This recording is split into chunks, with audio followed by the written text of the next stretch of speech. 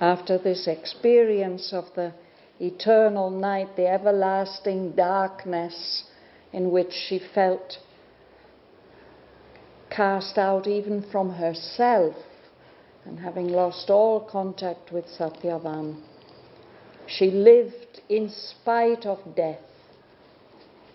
She conquered still. And as a result of that, the light begins to grow in the darkness, and she becomes aware again of Satyavan and the god moving onwards. And death speaks. We're in the middle of this long speech of death, which starts on the top of page 586.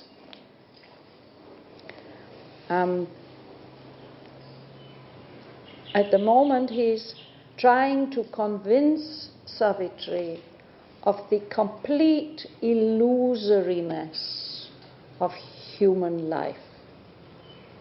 That there's no point in going on living, there's no point in trying to bring Satyavan back into the world of the living, because it's all illusion anyway. It's all some kind of imagination. So we are at the top of page 587. And death is saying that even what you think of as God, it's just a magnified image of yourself. And human beings, they want higher powers from heaven to help them. They imagine that in this unreal blue of the sky there are helpful, merciful beings. So I'm going to read on from line 177. For the sea roars around him, and earth quakes beneath his steps, and fire is at his doors, and death prowls baying through the woods of life. Moved by the presences with which he yearns, he offers in implacable shrines his soul, and clothes all with the beauty of his dreams. The gods who watch the earth with sleepless eyes and guide its giant stumblings through the void have given to man the burden of his mind. In his unwilling heart they have lit their fires and sown in it incurable unrest. His mind is a hunter upon tracks unknown, amusing time with vain discovery. He deepens with thought the mystery of his fate, and turns to song his laughter and his tears. His mortality vexing with the immortal's dreams, troubling his transience with the infinite's breath, they gave him hungers which no food can fill. He is the cattle of the shepherd gods. His body, the tether with which he is tied, they cast for fodder grief and hope and joy. His pasture ground they have fenced with ignorance.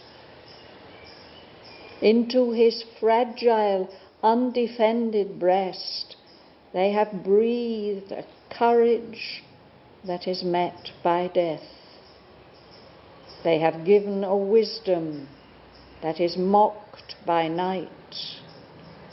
They have traced a journey that foresees no goal.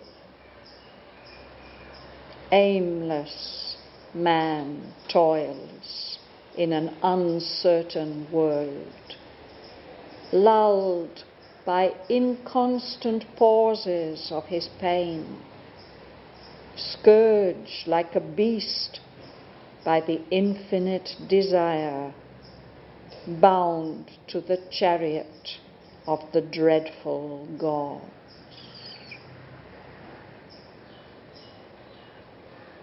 But if thou still canst hope, and still wouldst love, return to thy body's shell, thy tie to earth, and with thy heart's little remnants try to live.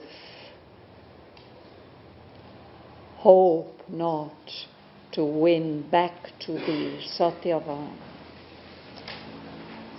Yet, since thy strength deserves no trivial crown, gifts I can give to soothe thy wounded life. The pacts which transient beings make with fate, and the wayside sweetness earth-bound hearts would pluck, these, if thy will accepts, make freely thine. Choose a life's hopes for thy deceiving prize.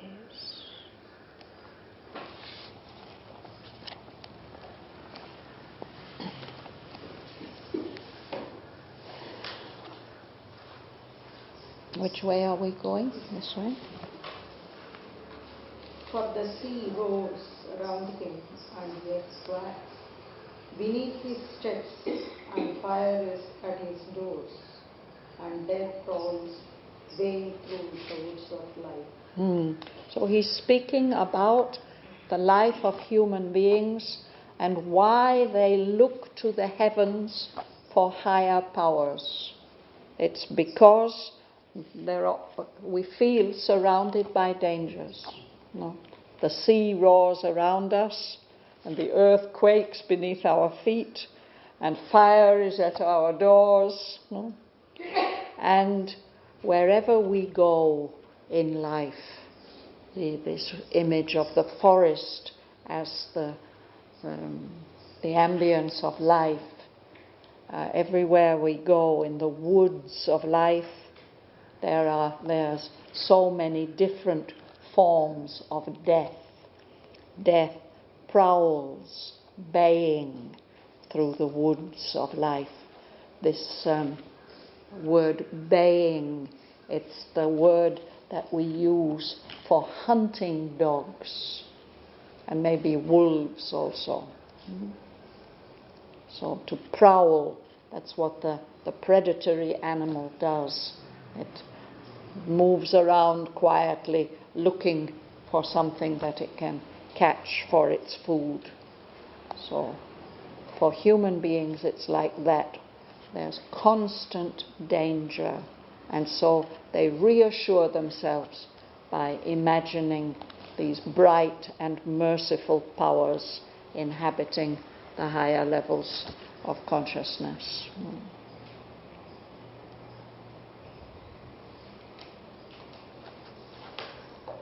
Moved by the presences with which he offers in implacable shrines his soul and clothes all with the beauty of his dreams. Yes. So here, this sentence, death seems to admit that there really are some presences. It's not all imagination. No? And that these presences, whatever they are, which man is yearning for, they do in fact move him.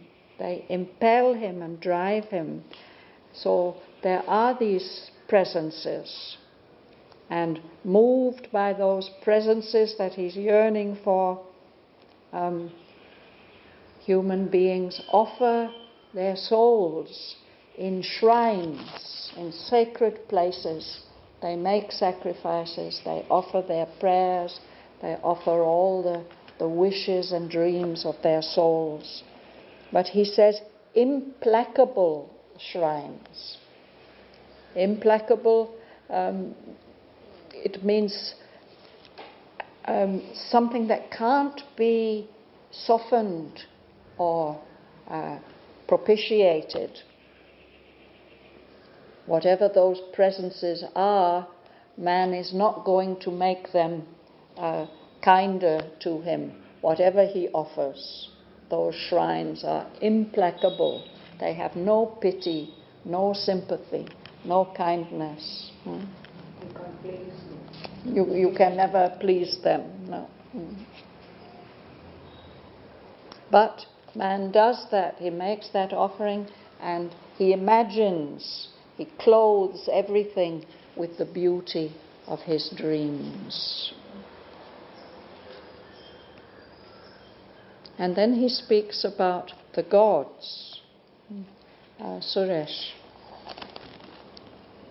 The gods who watch the earth with sleepless eyes and guide its giants stumbling through the world, have given to man the burden of his mind. In his unwilling force they have lit the fires and shown in his incurable unrest. Yes. So here he says there are gods, there are cosmic powers, no? And they are watching the earth with sleepless eyes. They don't need to sleep, they can watch everything that is going on. And in fact, they are guiding the earth and its giant stumblings through the void. The earth, something very big, moving through the emptiness of space. The gods, the cosmic powers, are guiding it, even though the way that earth moves is stumbling. Stumbling is when we trip and fall, no? Or almost fall. So it's suggesting the way that the earth consciousness is only half conscious and is always making mistakes. So those gods have given to man, to humanity, the burden of his mind. Perhaps it's easier to be an animal. You don't have to carry this burden, this heavy load of the mind. And they've also lit fires in our hearts, you know? Fires, aspirations, longings, enthusiasms. And they have sown in our hearts like a farmer sows the seeds in the ground. Those gods have sown in our human hearts incurable unrest.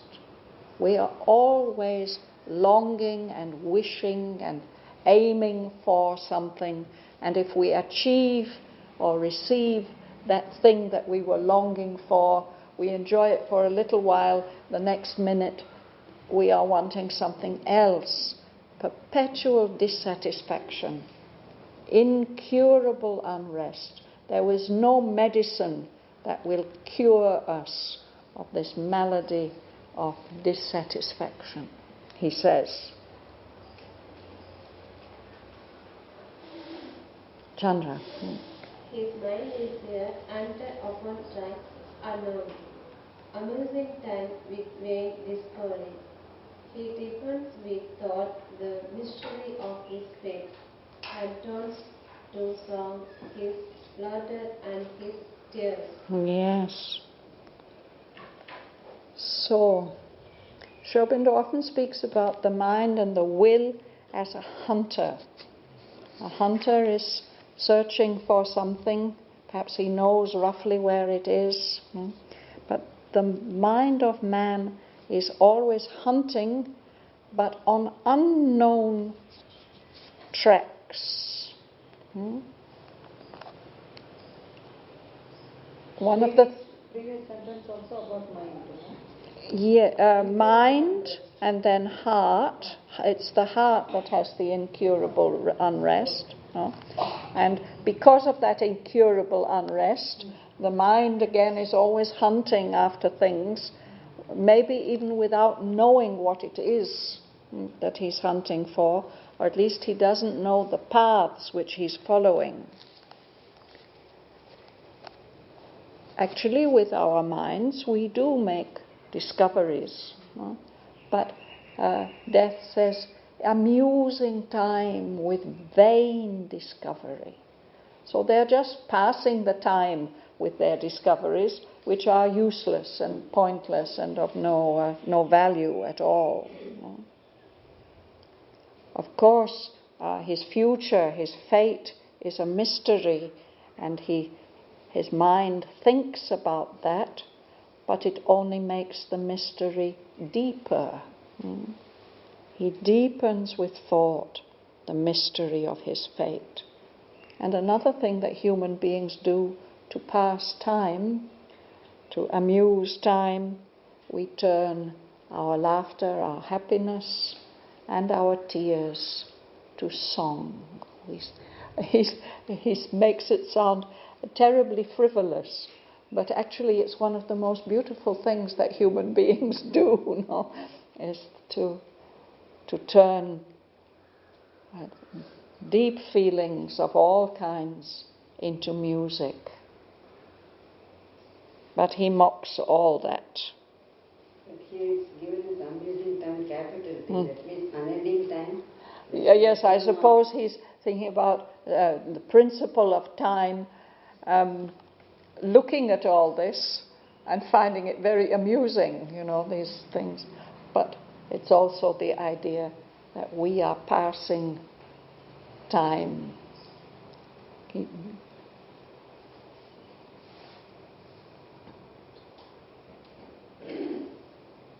Bom.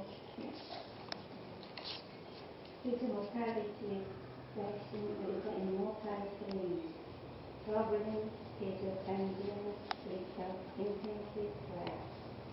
They gave him hunger which no food can fill. He is a captive of the shepherd's God. Yes. So this is they again. This is these gods, no? They vex man's mortality. To vex is to trouble or disturb or annoy. They trouble his mortality.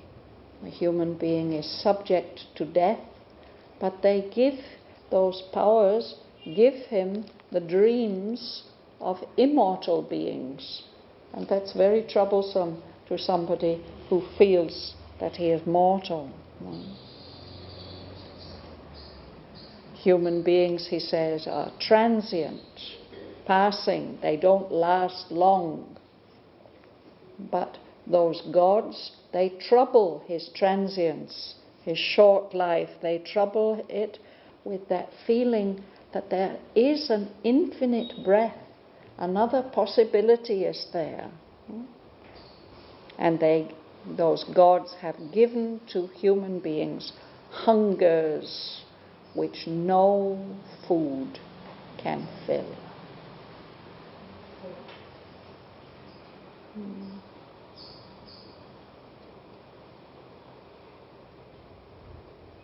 Even animals have hungers which no food can fill.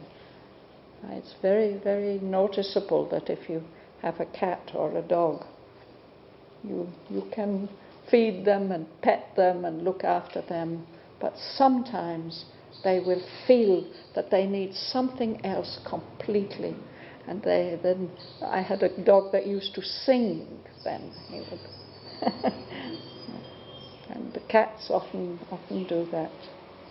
Just when they've been perfectly well fed, they will start howling and yowling. There's something that a hunger that no food can fill.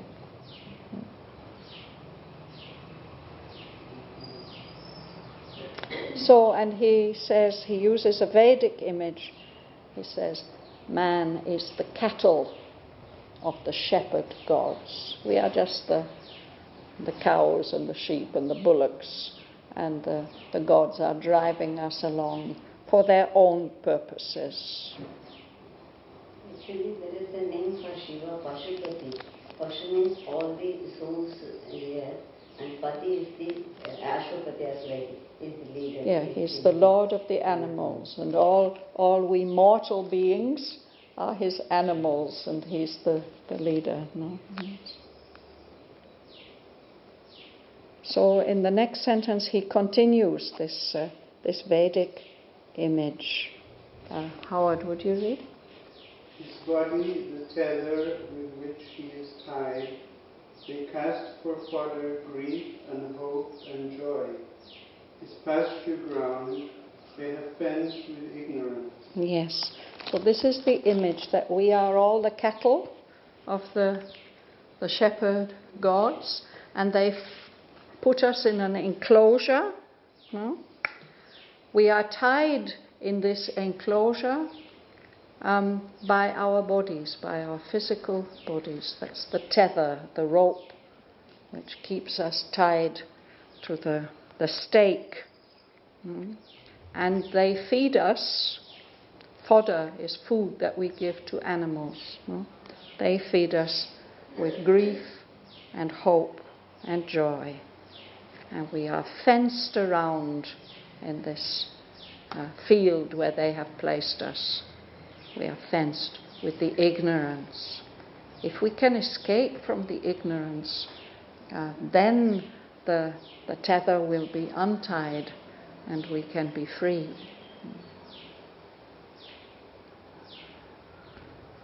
But he doesn't say that.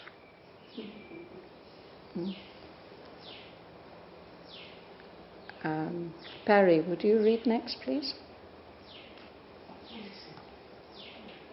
Into his fragile, undefended breast, they have bring a courage that's met by death. They have given a wisdom that's not by night, by night. They have traced a journey that foresees no good. Yes. So this is the predicament that the gods have put you all in, he says, you human beings. They are not bright, beneficent powers. They are just your masters. And they've given you this courage. You may make great efforts, as you, Savitri, are doing, but this courage will only lead to death. They've given you some kind of wisdom, but that wisdom that you have is just mocked. They laugh at it in the form of the darkness of unconsciousness. There's night which cannot be lit up by your wisdom.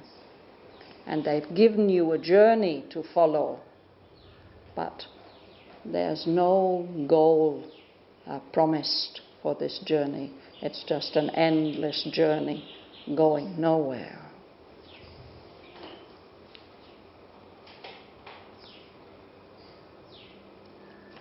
You would like to read? Endless man toils in an uncertain world, moved by the inconstant cause of his pain, scourged by thirst, tries an infinite desire, bound to the chariot of the dreadful God. Yes. So human beings are toiling. It's a characteristic human feeling to feel that we have to make a lot of effort to achieve anything. No? But in fact, it's all aimless. There's no real result from that toil. in this uncertain world. The fruits you work for may be taken away from you at any time. He says, lulled by inconstant pauses of his pain. Lulling is what we do to a baby when we want it to sleep. So the gods somehow keep us quiet by these inconstant pauses of our pain. Our general state is one of pain and discomfort. Now and then they give us, from time to time, unpredictably, a time when we are not feeling pain. Then we feel relief and happiness, and that keeps us quiet, keeps us going. Because of the lulling. Well, that is the lulling, the fact that for a moment or two there's no pain. I suppose that's very reassuring to the baby. And he hears his mother's heartbeat and he feels good, comfortable, safe. And you're all being scourged, beaten hard like an animal, the way that the bullock drivers beat the poor bullocks. You are being scourged, you're being beaten by the infinite desire, the unsatisfiable, endless desire. That's what's driving you on all the time. And you are tied to the chariot of the dreadful gods. Just like a bullock, you're pulling along this chariot, carrying the gods along with you. They're just using you. What is his intention by once he says they are loving you and giving comfort, and the very next sentence says scourging? Well, most of the time they're scourging us, but from time to time they lull us. Yes? But all this is, we have no control over this. It's happening to us. The gods are ruling us like shepherds ruling their flocks or their herds. So that's a very Vedic idea.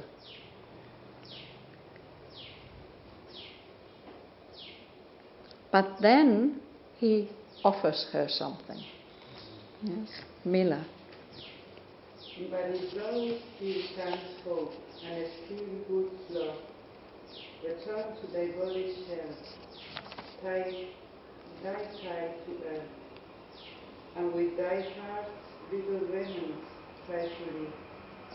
You can read the next line also. Hope not to win back to thee, Shraddhavan. Yes. So if after all I've told you, you still can feel hope and feel that it's worthwhile to live, if you want to go on feeling love, then go back to your body. That's your tie to the earth.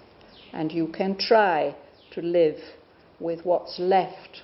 The remnants are what is left when everything is gone. With what's left of your heart, you can try to live.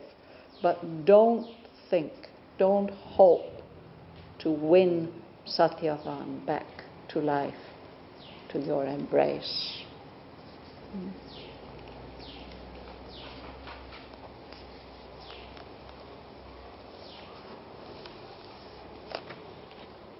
Who's at the back there? Will you read? No? Marie. Yet since thy strength deserves no tribal crown, gifts I can give to suit thy wounded life. Continue. Protect with strengthened beings, made with faith, and the wayside sweetness earthbound hearts reflect. These, if thy will accept, make freely thine. Last Use line. the life's hopes for thine exciting prize. Yes. Actually, he has to offer this to her, but he makes it sound very, very patronizing. No? She has survived that everlasting night. She has come through. She has conquered. So he says, your strength deserves no trivial crown. You've won something. And not a small something either, a big something. What is trivial is small and meaningless. You deserve, your strength deserves some real prize. So, what I can give you is gifts that will soothe your wounded life. If you have a wound, you would like to put on it some nice ointment which will take away the pain. That kind of gift I can give. You go back to earth and I will see that you have quite a pleasant time of it. These pacts, these agreements, these compromises which transient beings make with fate, I can give you these things. And I can give you the wayside sweetness earthbound hearts would pluck, the kind of small enjoyments beside the road of life which make human beings happy, like beautiful flowers. No? If your will accepts these things, then freely you can choose, you can have whatever you would like. Choose a life's hopes for thy deceiving prize. It is not really a very valuable prize, he's implying. Very honest he is.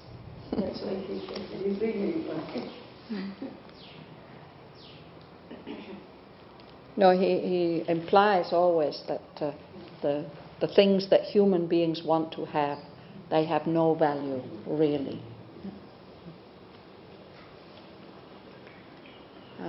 Patricia. And sees the ruthless and tremendous voice. Unendingly there rose in Savitri, like moonlit ridges on a shuddering flood, a stir of thoughts out of some silence born across the sea of her dumb, fathomless heart.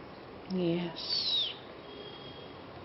So when he stops speaking, it's as if there are great waves, huge waves of a sea, an ocean, rising up within her. They're like waves lit by the moon, on a shuddering flood, on a great expanse of water that's moving.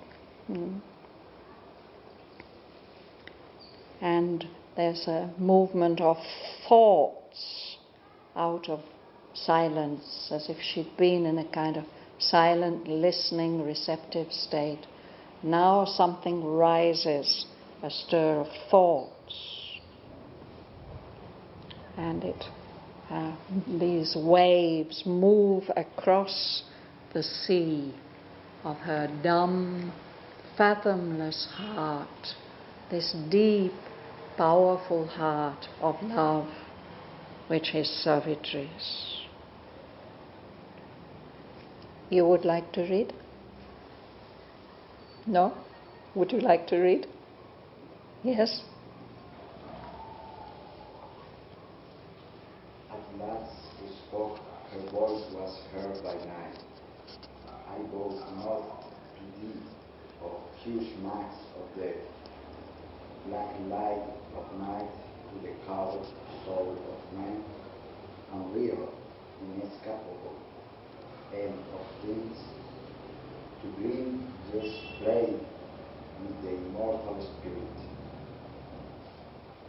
Please read the next line.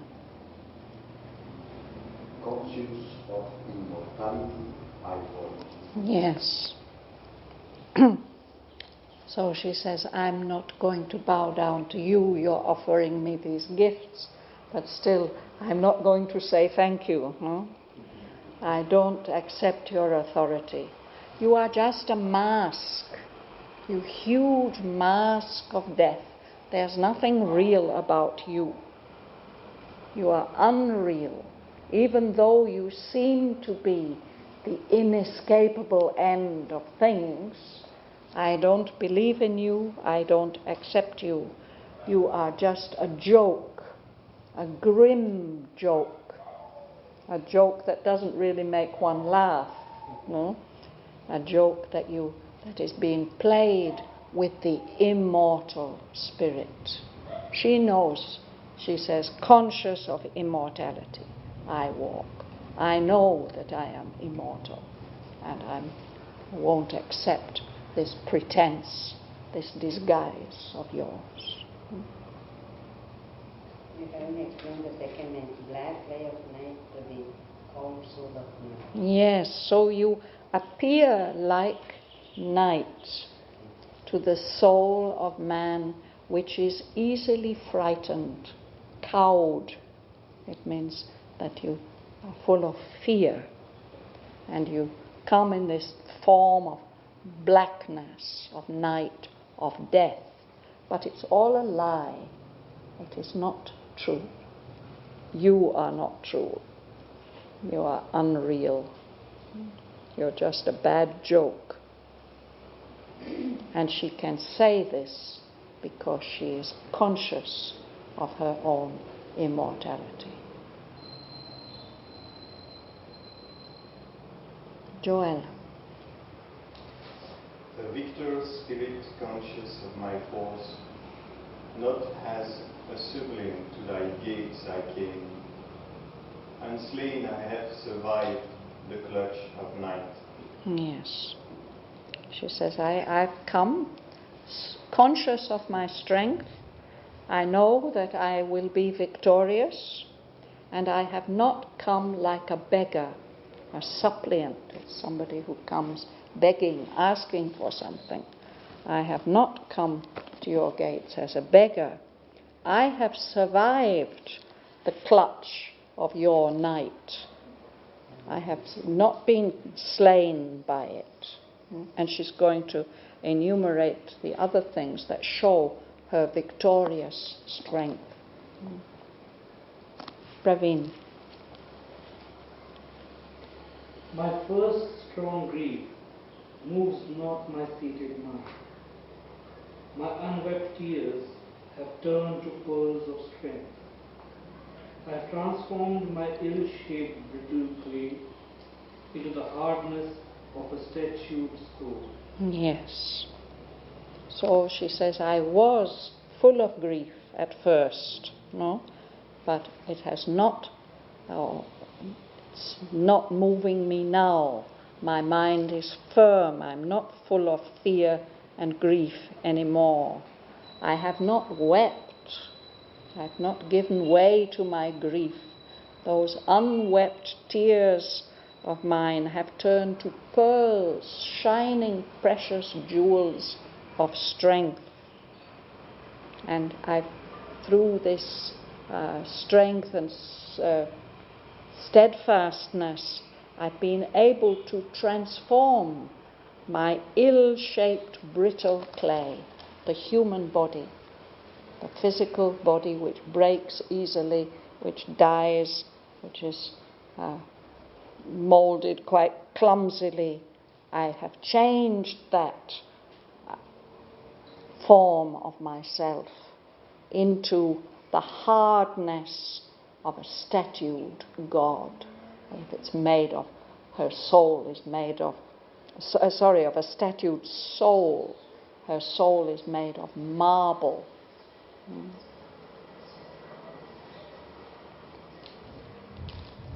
Uday. Now in the whistling of the slender chords, my spirit shall be upstanding and strong against the vast refusal of the world. Yes. She says, now there's going to be a contest between you and me. And in this wrestle, my spirit shall be obstinate. Somebody who's obstinate, they will not change their mind and they will not give up easily. They will go on insisting and trying. And I will be strong in the face of all the vast refusal of the world. the way that the world denies this hope and demand of hers, nevertheless, she is not going to give way to that. Ganga Lakshmi. I stoop not with a subject mode of mind, to run to glean with anger satisfied hands, and pick from its mire lead many trampling feet. Its scornful smile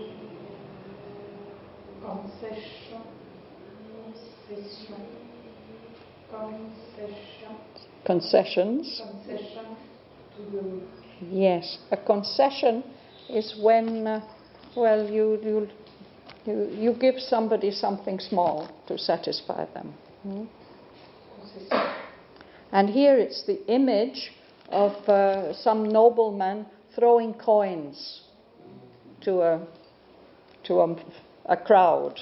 Yeah? She says, I'm not going to bend down with the subject mob of minds, the many, many human minds who are subject to death and desire. I'm not going to bend down to pick up from the mire, the mud of the world, amid the many trampling feet, all those other people rushing to get those concessions. I'm not going to pick those up. The scornful, small concessions to the weak. If there is a mob of weak beings, then the big, powerful person may scornfully send them a few handfuls of pennies, of paisa, small coins, small concessions. Scornful, it means that that person who is giving those gifts, it despises the people completely. He doesn't respect them. He treats them with disrespect, scornful.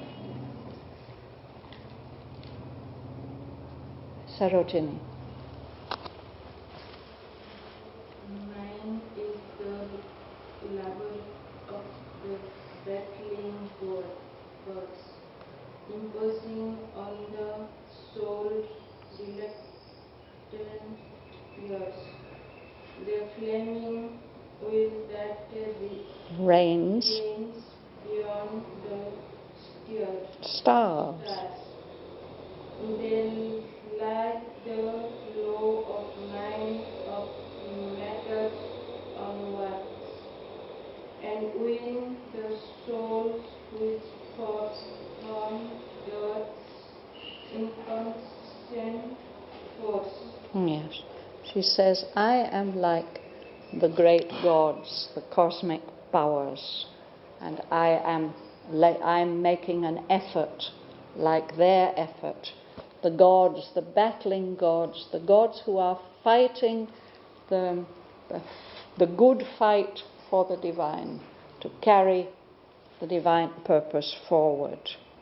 They, in spite of the slow, reluctant years that don't want to change or become better, still they manage to impose on time eventually the flaming will that reigns beyond the stars, beyond the limits of the universe. There's a will, the will of fire, the will of the Supreme, that's full of intensity and heat and light and energy. Those gods impose, they lay the law of mind on matter's works. Matter can, or nature using matter can create certain things, even wonderful things, even diamonds. But the gods can introduce higher possibilities, and they've brought in the law of mind, which can do much more than what just matter can do. So the gods win from Earth's inconscient force, from that unconscious force that's working in matter.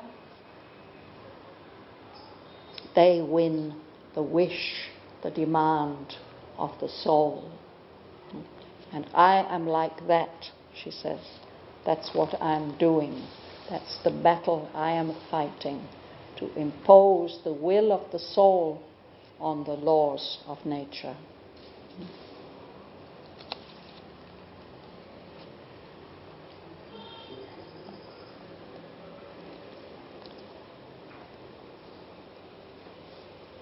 Martin.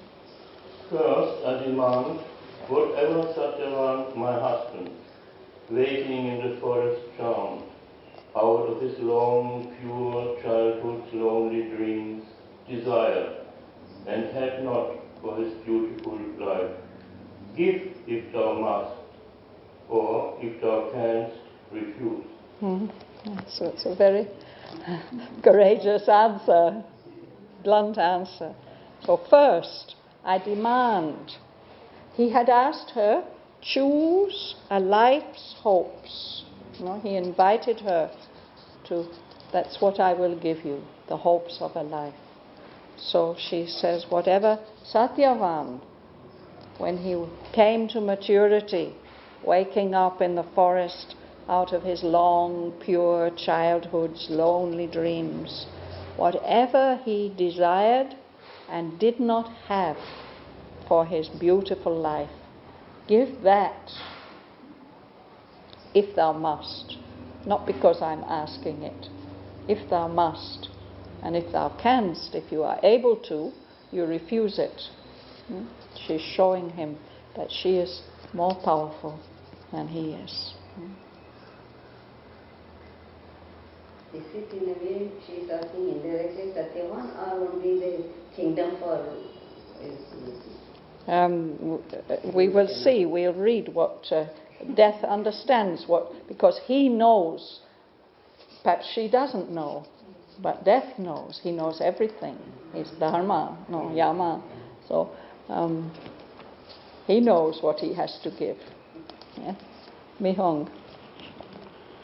Death bowed his head in scornful cold assent. The builder of this dreamlike earth for men, who has mocked with the vanity all gifts he gave. You read the next line also. Uplifting his disastrous voice, he spoke. Yes. So he just nods, bows his head. Again, this word scornful. He's in cold assent. He's still showing this feeling of high superiority. He's the builder of this dreamlike earth for men. And he has mocked with vanity all the gifts he gave, because whatever gifts he gives to human beings, he takes them away when he takes their souls away. So he's made all those, whatever gifts he has given, he's made them useless and meaningless. So his disastrous voice, Aurobindo spoke about his lethal call. Something just in the very sound of that voice is destructive, is terrible. So what does he say, Rosa? Indulgent to the dream, my touch shall reach. I yield to his blind father's longing heart, kingdom and power and friends and greatness lost, and low trappings for his peaceful age, the polished pomps of man's declining days, the silver decadent, glorious life for. Yes. So he's giving back to Dyumatsena kingdom and power and friends and that greatness which he'd lost, no? And all those royal trappings, the comfort and the comfortable clothes and the service and everything, for his peaceful age. He will live a long time, he will have a peaceful old age, and he will enjoy the pallid pomps. Pomp is usually glorious display, royal display of colour and purple and all the rest of it. But here he says pallid. They are pale, really. Of man's declining days, the last evening of life. The silvered, decadent glories of life's fall. So he will not live long, he will die, but he will die in comfort, in glory, silvered glory. It suggests even the hair turning silver. Yeah. Yeah. Decadent. The way that we use decadent normally, it means, what does it mean? It means something that indicates collapse. A civilization, it may have high achievements, but then it becomes decadent. People become loose in their morals and in their behavior, their culture loses strength. But literally, it just means falling down. Yeah. Yeah. Andres. To one who wiser grew by adverse fate, goods I restore, the deluded soul prefers. To impersonal nothingness, bare sublime. To read the next sentence also. The sensuous surveys of the light I give to eyes which could have found a larger realm, a deeper vision in their fathomless night. Yes, so he says, I'm giving him back his sight. Yes, I'm giving back, he grew wiser. He gained from this fate of having to live in this adverse fate of having to go into exile. But now I give back all the things that he felt he lost. He says, the deluded soul prefers these kind of good things to that wonderful status of impersonal nothingness, that bare, sublime state, free of all attachments. And I give back the comfort, the solace of the senses, of the light, and allowing him to see the light again. To eyes which could have found a larger realm. There's this tradition, that people who are blind outwardly have the chance to see with the inner light in a subtle realm. So he says eyes could have found a larger realm, a larger kingdom, a deeper vision in that deep night that they were in. But anyway, I'm giving back the light, he says. And then he says, for that this man, Satyavan, desired and asked in vain while still he lived on earth and cherished hope.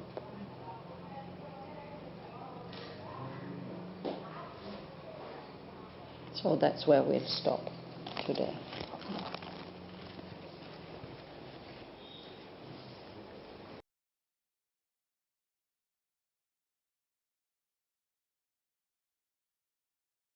for the sea roars around him, and earth quakes beneath his steps, and fire is at his doors, and death prowls baying through the woods of life. Moved by the presences with which he yearns, he offers in implacable shrines his soul, and clothes all with the beauty of his dreams. The gods who watch the earth with sleepless eyes and guide its giant stumblings through the void have given to man the burden of his mind. In his unwilling heart they have lit their fires and sown in it incurable unrest. His mind is a hunter upon tracks unknown, amusing time with vain discovery. He deepens with thought the mystery of his fate, and turns to song his laughter and his tears. His mortality vexing with the immortal's dreams, troubling his transience with the infinite's breath, they gave him hungers which no food can fill. He is the cattle of the shepherd gods, his body the tether with which he is tied. They cast for fodder grief and hope and joy. His pasture ground they have fenced with ignorance. Into his fragile, undefended breast they have breathed a courage that is met by death. They have given a wisdom that is mocked by night. They have traced a journey that foresees no goal.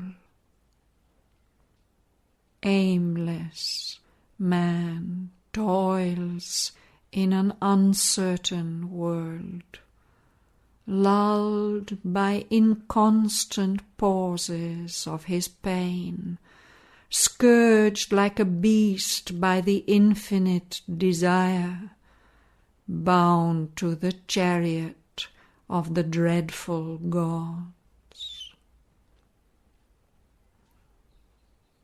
But if thou still canst hope, and still wouldst love, return to thy body's shell, thy tie to earth, and with thy heart's little remnants try to live. Hope not to win back to thee Satyavan. Yet since thy strength deserves no trivial crown, gifts I can give to soothe thy wounded life. The pacts which transient beings make with fate, and the wayside sweetness earth-bound hearts would pluck, these, if thy will accepts, make freely thine. Choose a life's hopes for thy deceiving prize.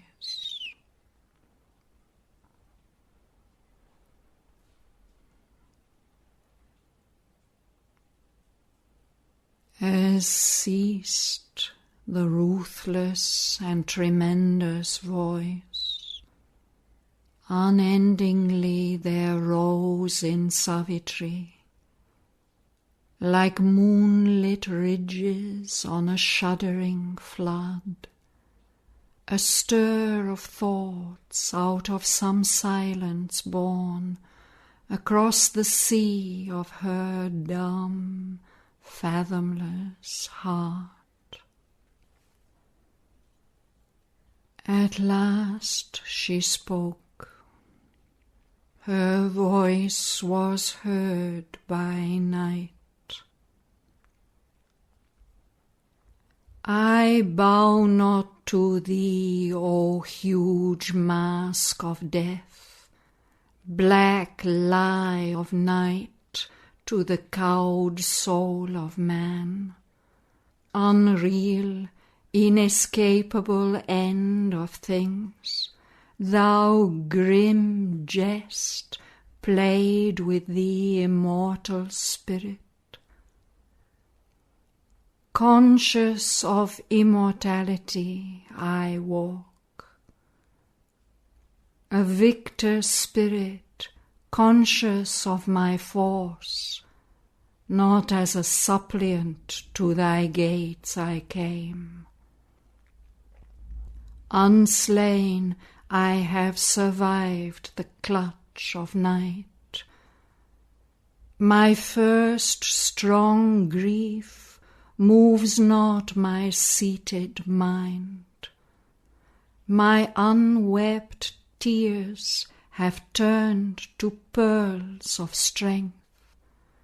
I have transformed my ill-shaped brittle clay into the hardness of a statued soul. Now in the wrestling of the splendid gods, my spirit shall be obstinate and strong against the vast refusal of the world. I stoop not with the subject mob of minds who run to glean with eager, satisfied hands and pick from its mire mid many trampling feet its scornful, small concessions to the weak. Mine is the labor of the battling gods, imposing on the slow, reluctant years the flaming will that reigns beyond the stars. They lay the law of mind on matter's works, and win the soul's wish from earth's inconscient force.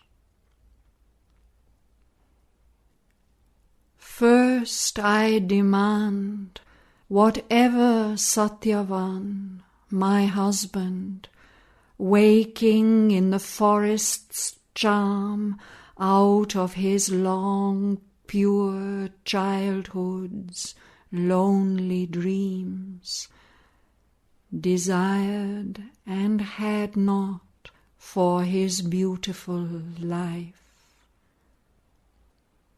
Give if thou must, or if thou canst, refuse.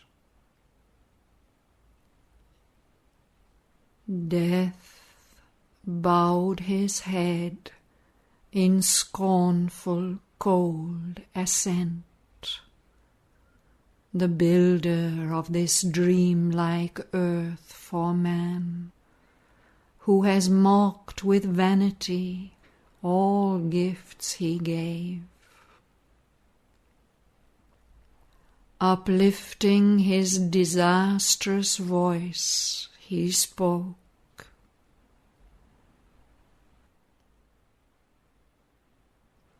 Indulgent to the dreams my touch shall break, I yield to his blind father's longing heart kingdom and power and friends and greatness lost and royal trappings for his peaceful age.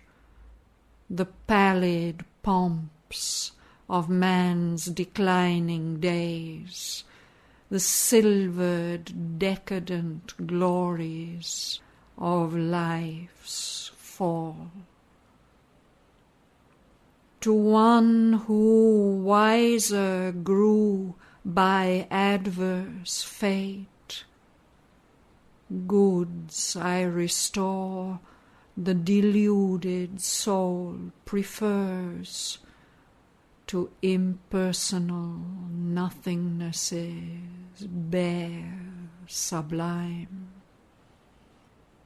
The sensuous solace of the light I give to eyes which could have found a larger realm, a deeper vision in their fathomless night.